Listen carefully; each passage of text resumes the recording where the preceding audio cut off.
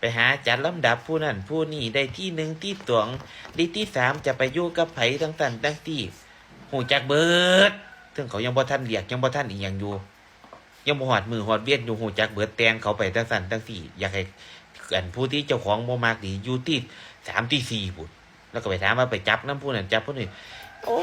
ยก็ให้มันเกิดขึ้นนี่อย่าเว้าก่อนเกิดเสด็จก่อนตายอย่าสิพินิจพิจารณาหู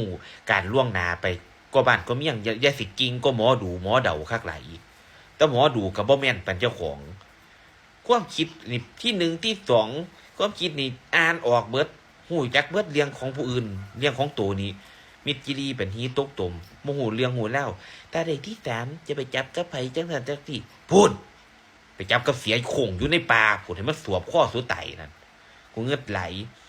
ตั้งยังบ่หอดมือหอดเวียนอยู่เว้าก่อนเว้าไปตั้งสันตั้งตีแตงนั่นแตงนี่เงือดไหลเฮ้ยว่าเขาที่ได้ในน้อยว่าเขาที่ได้บ่พอร้อยตั้งสันตั้งสี่บางคนว่าดับศูนย์ดับแนวคักแล้วอันสมัยนี้บ่ได้พวก10พวก20ดอกดับแท้มันสิมาดับแม่มันหยังบ่แม่นอันว่าสูบ่มักผู้อื่นเขาสิบ่มักคือสูมันก็มีคนมักอยู่มึงบ่มักผู้อื่นเขาก็มักเขาบ่ได้อันนั้นผู้เดียวคือมึงดอกเขาสิเอาความคิดมึงมาใส่เฮ็ดหยังเบิดเปิดของเขตประเทศได้บ่แม่นว่าเขาสิความคิดเดียวกับสูผู้อื่นเขาก็มีความคิดความอ่านคือกันบ่แม่นว่าเจ้าของบ่มักสิดับศูนย์สลายสิ้นไปมันบ่แม่นเฮ้ยบักกวกจึกหัวโปกๆนี่มึงหาต่ำสูแต่แม่นบ่รู้เรื่องรู้ราวอีหยังก็ได้